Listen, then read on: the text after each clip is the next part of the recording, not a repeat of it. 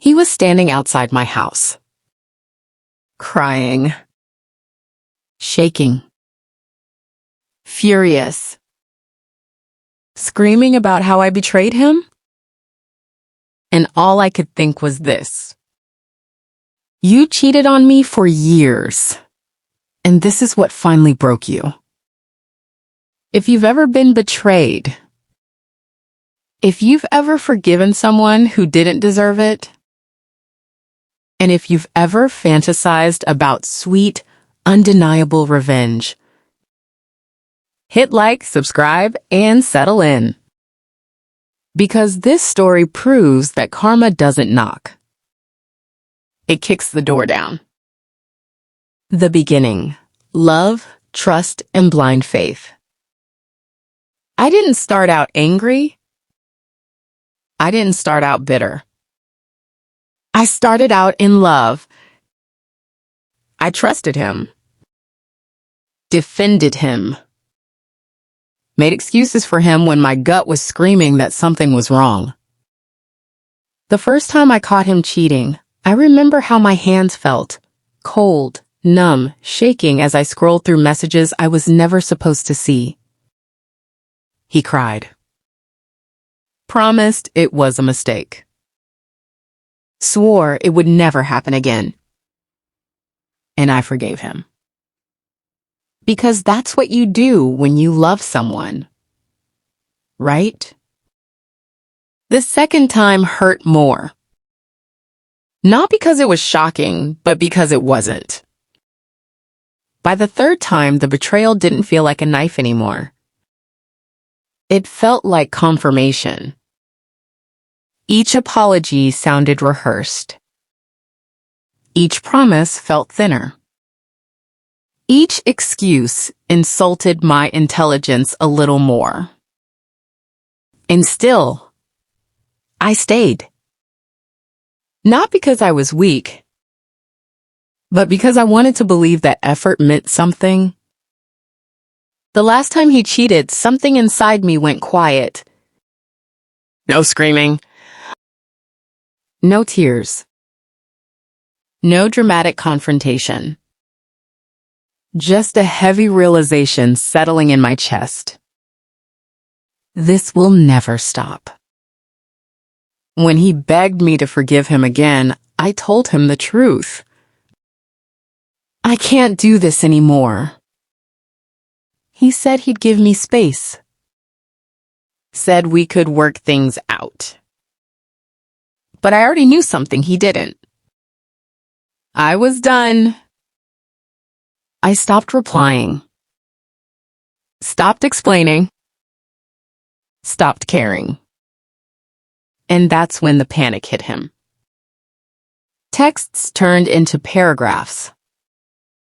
Paragraphs turned into voicemails. Voicemails turned into desperation. But I felt lighter. I'd always been cool with his brother.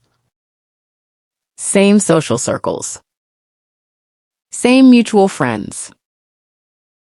Same parties where paths cross naturally. And suddenly, he noticed me differently. Lingering eye contact. Playful teasing. Compliments that felt sincere, not manipulative. For the first time in years, I felt wanted, not managed. One night, things crossed a line. And I won't dress it up. We slept together.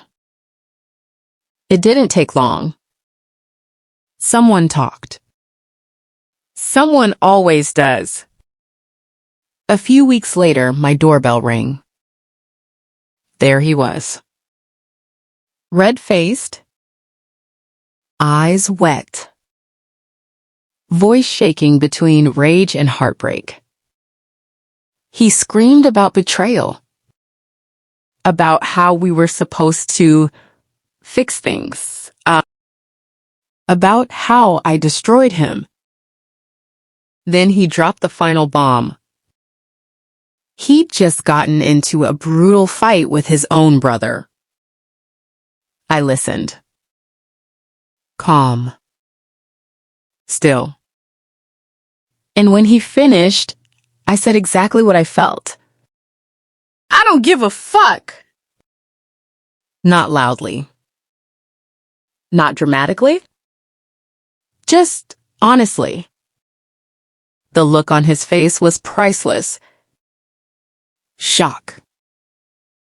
Disbelief. Pain. And in that moment, I felt something I hadn't felt in years. Power.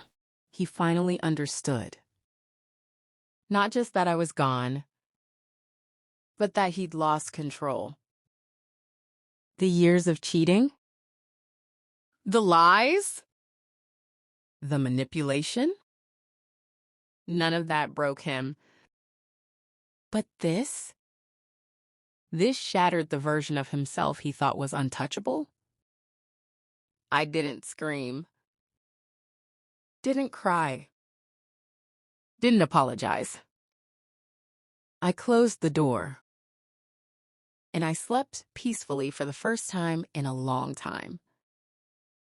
Revenge isn't always loud. Sometimes it's quiet. Final. Undeniable. He'll recover. Maybe. But he'll never forget the moment he realized that the woman he underestimated was capable of walking away and winning. If this story hit you right in the chest, smash that like button.